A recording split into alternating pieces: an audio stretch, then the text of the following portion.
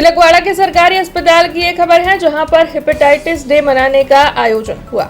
हर साल 28 जुलाई को विश्व हेपेटाइटिस डे मनाया जाता है। लीवर से जुड़े हुए हेपेटाइटिस बीमारी के बारे में लोगों को जागरूक करने के उद्देश्य के साथ इस दिन को मनाया जाता है। तब इस दिन को मनाने के भाग स्वरूप आज नर्मदा के तिलकवाड़ा के सरकारी अस्पताल में एक्सपर्ट डॉक्टर्स की मौजूदगी में वर्ल्ड हेपेटाइटिस डे मनाने का आयोजन हुआ। इस कार्यक्रम के माध्यम से लीवर से जुड़े हुए हेपेटाइटिस बीमारी के बारे में लोगों को जानकारियां देते हुए उन्हें जागरूक करने की कोशिश की गई। तब आपको बता दें कि इस कार्यक्रम को डॉक्टर सुबोध कुमार, तालुका हेल्थ अफसर की ओर से संबोधित किया गया।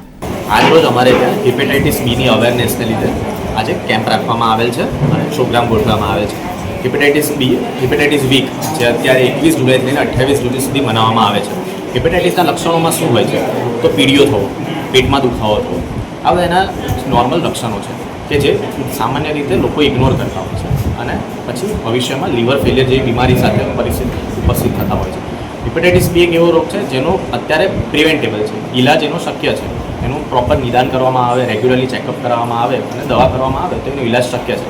અને હા, એની વેક્સિન પણ શક્ય છે, જે અત્યારે નાના જે જન્મજાત સાથે વેક્સિન આપવામાં આવે છે, એના પછી હેલ્થકેર વર્કર્સમાં બી વેક્સિન આપવામાં આવે છે। તેનાથી એટલે ઇન્સોન આ પ્રિવેન્ટેબલ વસ્તુ છે જેનો ઇલાજ શક્ય છે અને પ્રિવેન્ટ પણ કરી શકાય છે। તો આની જાગૃતતા માટે આજરોજ કેમ્પ રાખવામાં આવેલ છે।